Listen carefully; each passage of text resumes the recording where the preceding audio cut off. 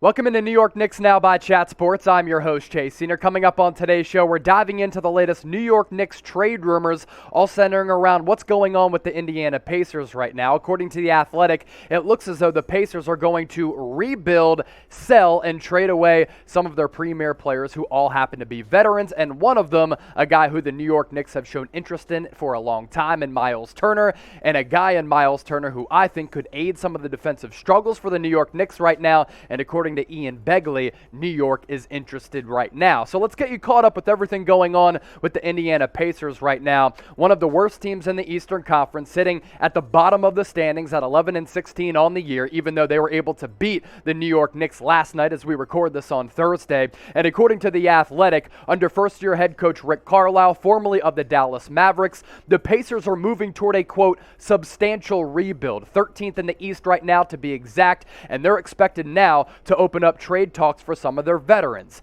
As for those pieces, we're talking about the likes of Caris Levert, a very good wing player who can put the biscuit in the basket, Domantas Sabonis, a very good 4 and 5 man, and Myles Turner, who the Knicks over the summer, according to reports, were interested in. And once again, according to Ian Begley, they're making calls yet again. Here's a report from Begley. Quote, as the Pacers reportedly pivot to a rebuild, there are Knicks decision makers in favor of pursuing Myles Turner via trade this season. Turner, a 25-year-old center, is under contract through the 2022-2023 season and is making $17.5 million per year. Now, SNY did throw out a trade idea that would send Turner from the Indiana Pacers to the Mecca, MSG. And in exchange, the Pacers would be able to rebuild with some young players, Mitchell Robinson and Kevin Knox, and then Kemba Walker thrown in there as a little bit of a salary cap matcher. We talk about Mitchell Robinson's ability and his play. He's been up and down, and I just think that Myles Turner would be the better front court player,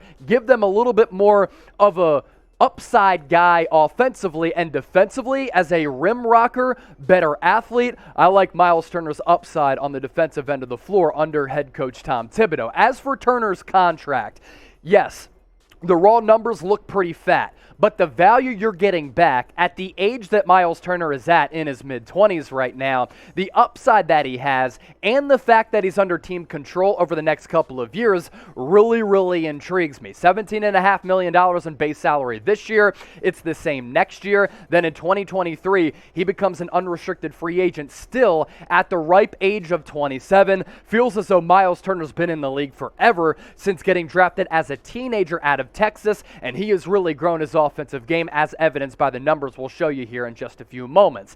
Now, what's really interesting is after that report from The Athletic, Myles Turner was brutally honest with his situation and his feelings about the Pacers organization, which is interesting because during the offseason, he was working out a lot trying to improve his game with now head coach Rick Carlisle. Myles Turner said this, quote, it's clear that I'm not valued as anything more than a glorified role player here in Indiana, and I want something more. I want more opportunity. I'm not valued as more than a rotational role player, and I hold myself in a higher regard than that.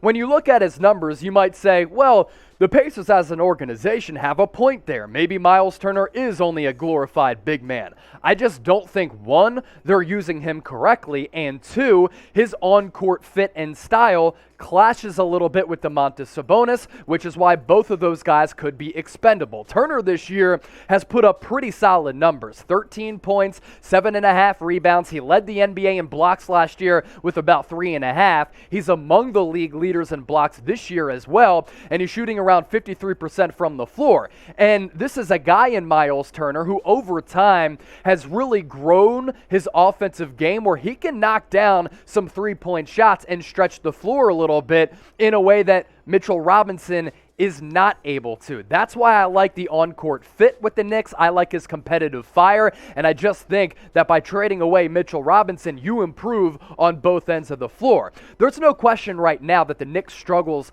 concern me a little bit. They got off to that hot start to the season, and you're thinking, okay, they might not have a glorified number one on this roster. They might have a bunch of twos, but I did like the team semblance of basketball in which they were playing with. But they've gone downhill defensively. defensively, the effort under Tom Thibodeau has confused me a little bit. Kemba Walker has been benched. You move forward with Alec Burks and Emmanuel Quickley. I like those decisions, but it seems as though Tibbs right now really can't find the right semblance of players for his starting lineup and that bench unit as well.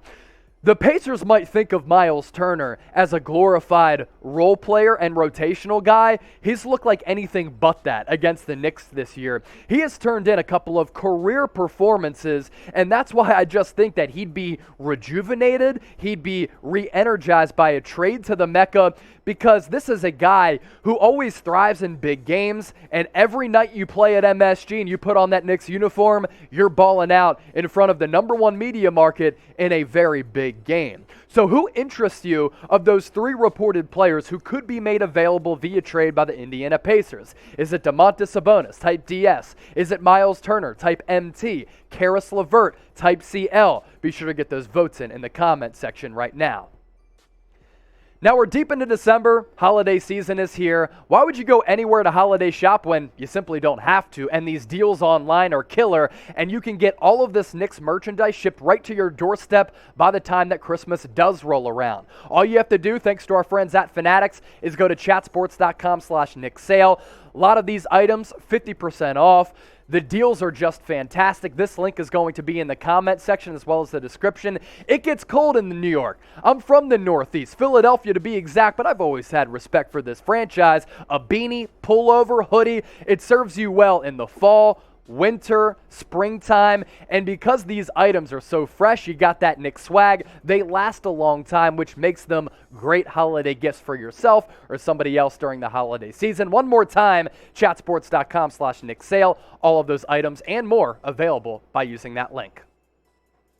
As for that report from The Athletic on the situation right now at the Indiana Pacers, quote, it's unclear to rival teams how swift the Pacers could begin to make moves, but it's expected that the franchise will be patient in its trade approach and reach decisions based on the best offers that are made. Over the past few seasons, the Pacers have faced this question internally and externally.